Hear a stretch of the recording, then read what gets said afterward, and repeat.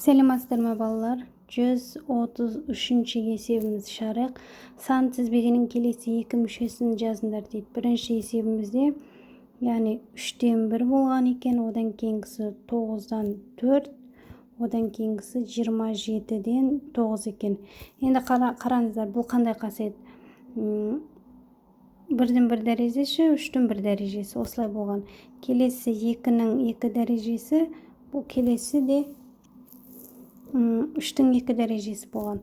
1-дің мынау 2 дәрежесі болған. Келесі 3-тің үсті, яғни алымдары 2 дәрежеден қана болған. 3-тің 2 дәрежесі астында 3-тің 3 дәрежесі болған. Сонда 3-тің 2 дәрежесі 9 шығып тұр, 3-тің 3 дәрежесі 27 шығып тұр. Енді бізге келесі екі қасиетін табу үшін 4-тің 2 дәрежесі және де 3-тің 4 дәрежесін табу керек.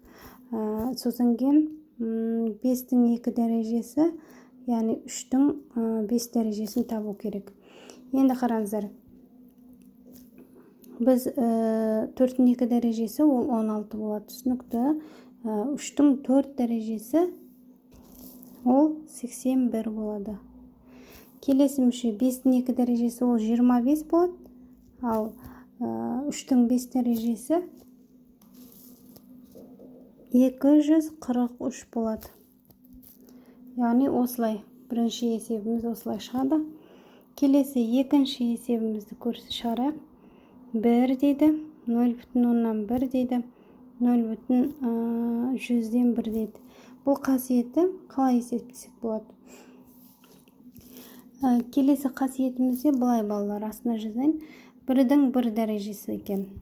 Одан кейін ол 1 шығады. 0,1 шығу үшін ол 10-ның минус 1 дәрежесі болған.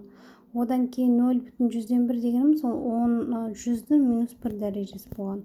Енді қараңыздар, келесі мүше 1000-ның минус 1 дәрежесі және де 10.000-ның минус 1 дәрежесін табамыз. Қалай? Оның мысалға 1-ден 1 дәрежесі ол түсінікті. Енді мынаны шығарайық. 10-ның минус 1 дәрежесі дегеніміз 1 бөлінген 10. 1 бөлінген 10-ымыз ол 0,1-ге тең.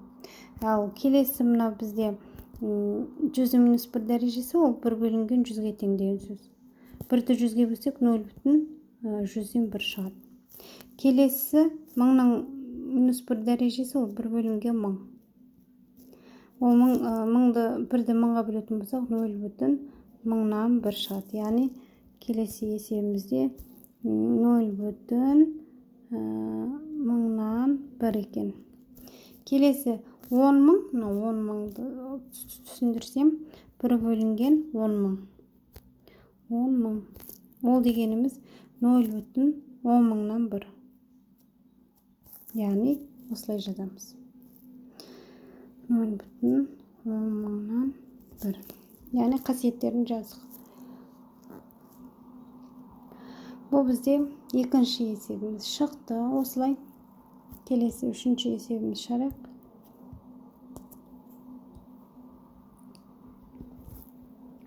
6 дейді, 12 дейді, және де 24, 48.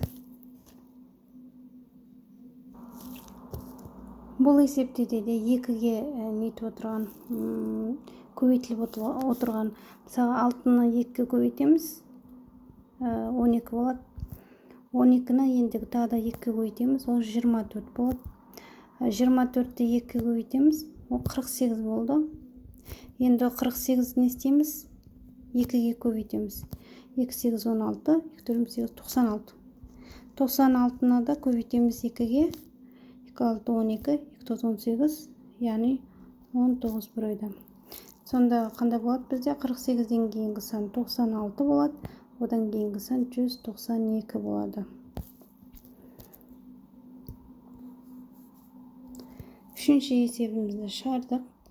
Төртінші есебімізде 1, минус 2, және 4 дейді, минус 8.